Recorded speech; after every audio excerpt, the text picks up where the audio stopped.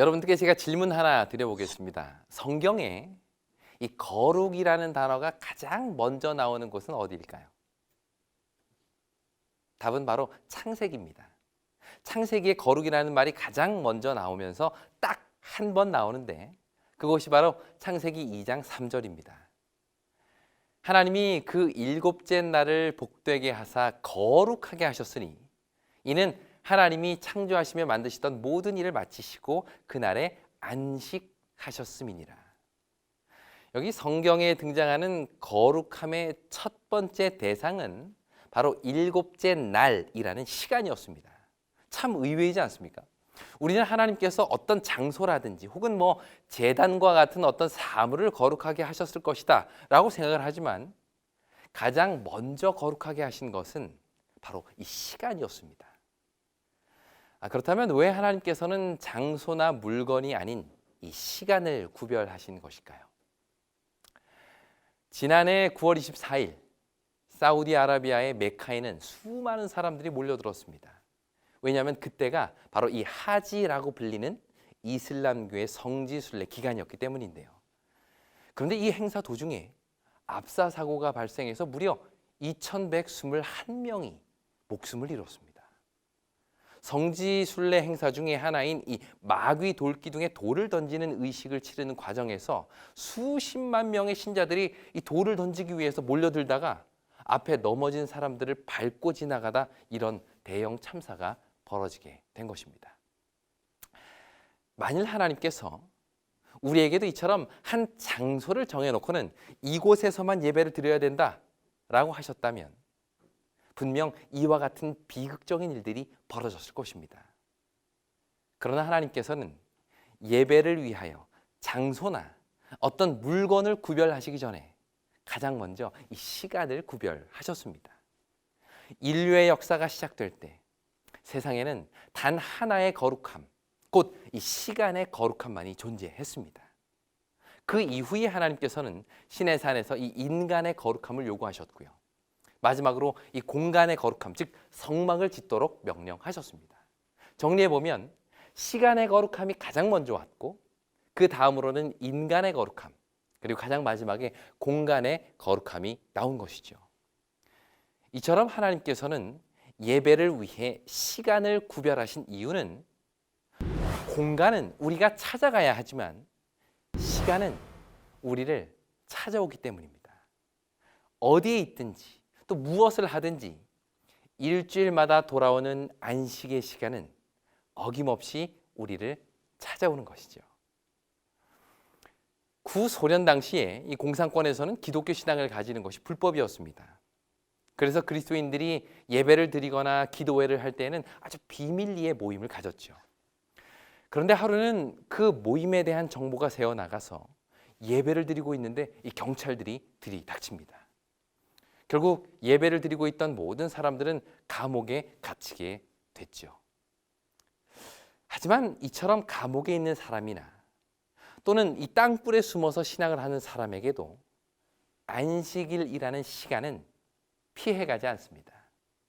어떤 공간은 사람의 힘으로 막을 수도 있고 점령할 수도 있습니다.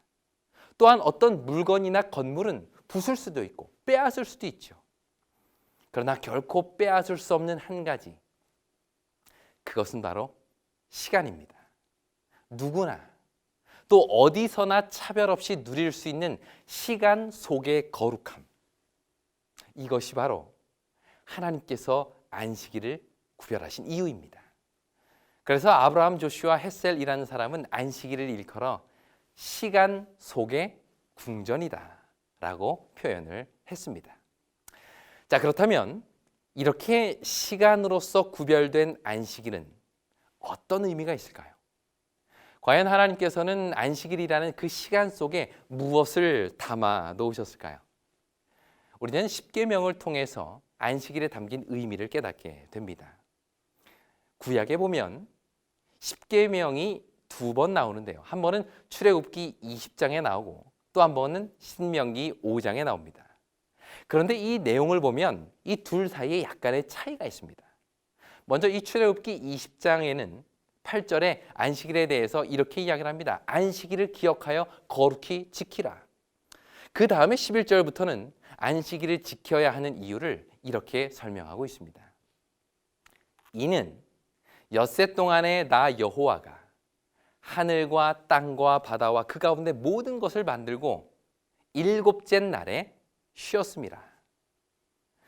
우리가 안식일을 지켜야 하는 이유는 그 날이 하나님께서 하늘과 땅과 바다와 그 가운데 모든 것을 만드시고 쉬신 날, 즉 창조의 기념일이기 때문입니다. 다시 말해서 안식일은 우리가 하나님의 피조물이요, 그분은 우리의 창조주이심을 고백하는 날이죠. 특히 오늘날과 같이 진화론 사상이 팽배해진 이 시대에 안식일은 창조주 경배의 중요성을 우리에게 보여주는 것입니다. 그런데 신명기 5장에 나오는 안식일 계명은 또 다른 안식일의 의미의 이야기를 하고 있습니다. 신명기 5장 15절입니다. 너는 기억하라.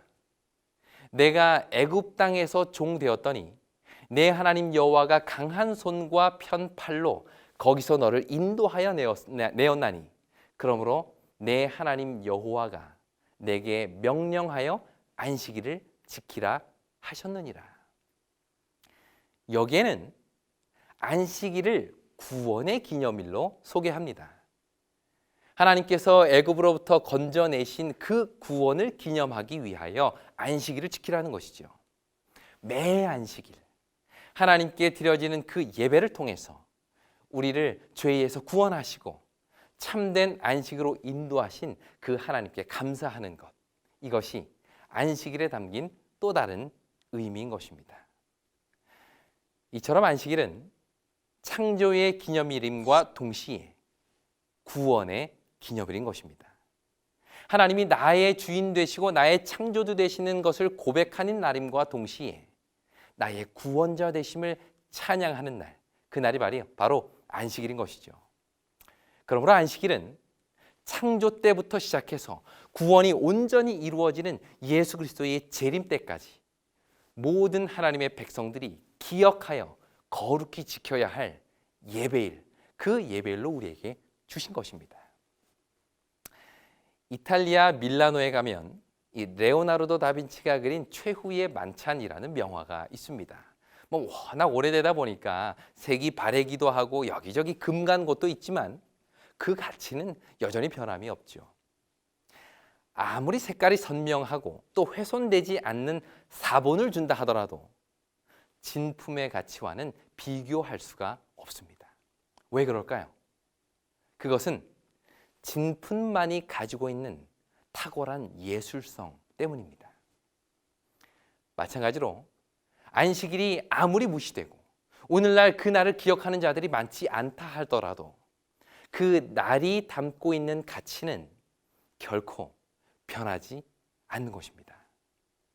창조의 기념일로서 그리고 구원의 기념일로서 안식일은 지금도 여전히 우리를 하나님과 연결하는 시간 속의 궁전으로 존재하는 것이죠. 여러분 어떻습니까? 그 시간 속의 궁전으로 들어가 보지 않으시겠습니까? 오늘 하나님께서는 여러분 모두를 이 안식일이라는 시간 속의 궁전으로 초대하십니다. 그 초청에 응답하심으로 태초부터 약속된 하나님의 복과 평안이 여러분들 삶에 임하게 되기를 간절히 바랍니다. 다음 시간에는 안식일을 어떻게 보내야 하는지 보다 실제적인 내용을 좀 다뤄보도록 하겠습니다. 유대인들에게는 안식일에 하지 말아야 할 법이 무려 39개나 있었다고 합니다. 다른 전승기에 따르면 그보다 훨씬 많았다고 이야기도 하는데요. 이것을 다 지켜야 안식일을 잘 지키는 것으로 그들은 이해했던 것이죠. 그렇다면 과연 오늘 우리는 이 안식일을 어떻게 지켜야 할까요? 하나님께서 우리에게 요구하시는 안식일의 거룩함이란 무엇을 뜻하는 것일까요? 바로 다음 시간에 그 내용을 함께 살펴보도록 하겠습니다.